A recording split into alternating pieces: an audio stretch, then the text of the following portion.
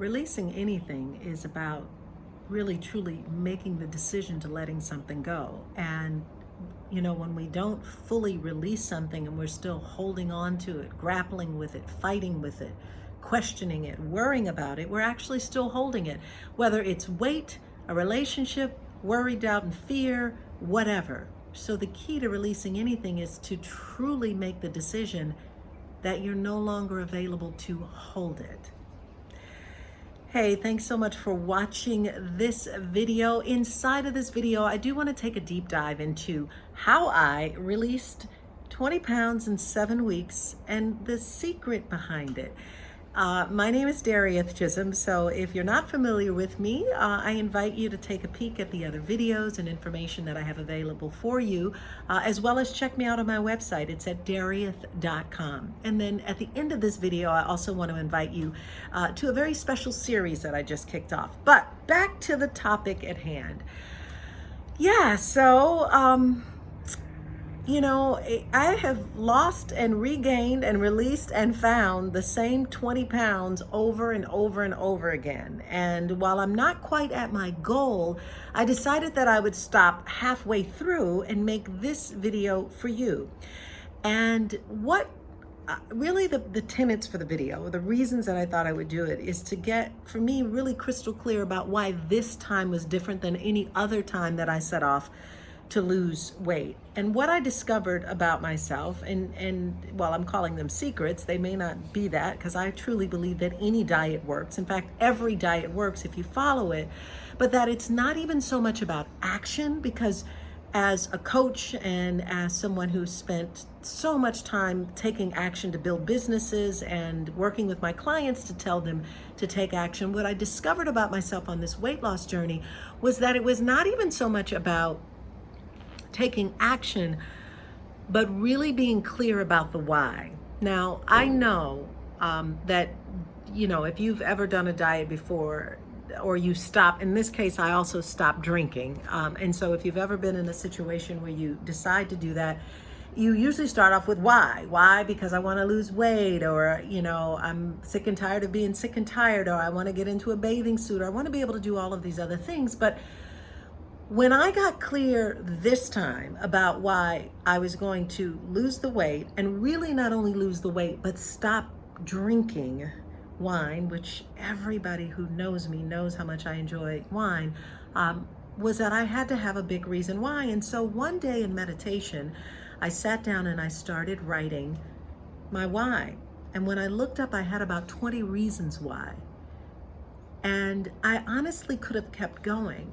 And then I sat with this for a moment and I said, I wonder if you could come up with 100 reasons why it's important for you to not only lose the weight and get healthy, but also to stop drinking. And as I just let myself free fall into this, I looked up and I had about 50 reasons why. And then I said, all right, Darieth, so what if you do this for 100 days?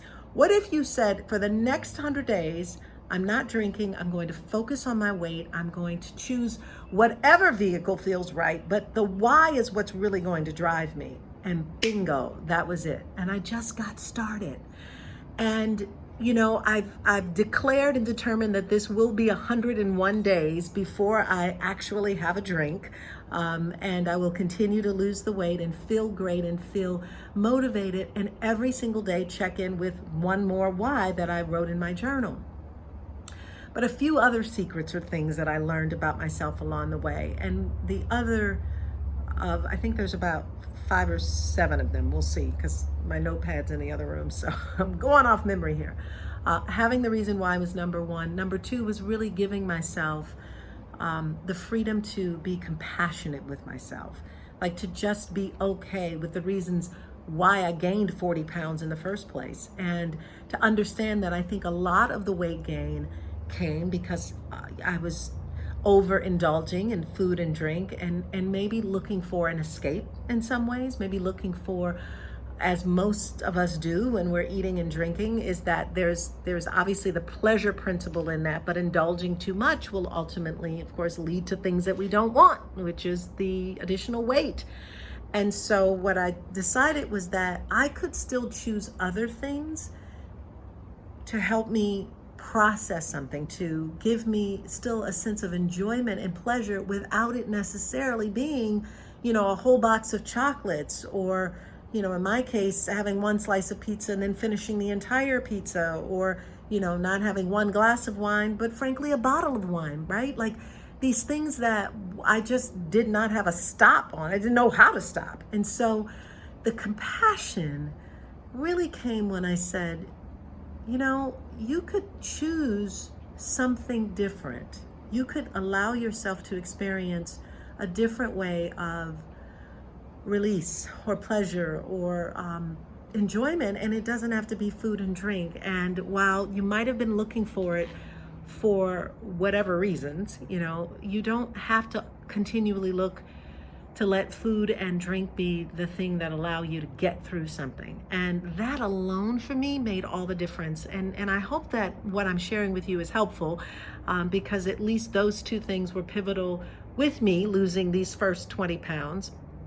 The other thing that also became very clear for me was that I had to make this a non-negotiable for myself. I needed to see that while this is a process, as is anything else, but that I was going to make it a non-negotiable for me this time, because it wasn't going to be yet another time of doing the work, losing the weight, doing the exercise, but that it was like, now is the time. This is it. Like, that's why it started on the most impractical time, like December 14th, going into the holidays, spending the holidays with family, New Year's Eve. I've been to several different get-togethers. I've traveled extensively. I came all the way back to Florida, completely redesigned my condo here, and that talk about, it wasn't necessarily stress, but there was a lot to get done in a week, and still hanging out with friends as they were drinking wine and enjoying the beautiful weather, and I didn't. And I just said,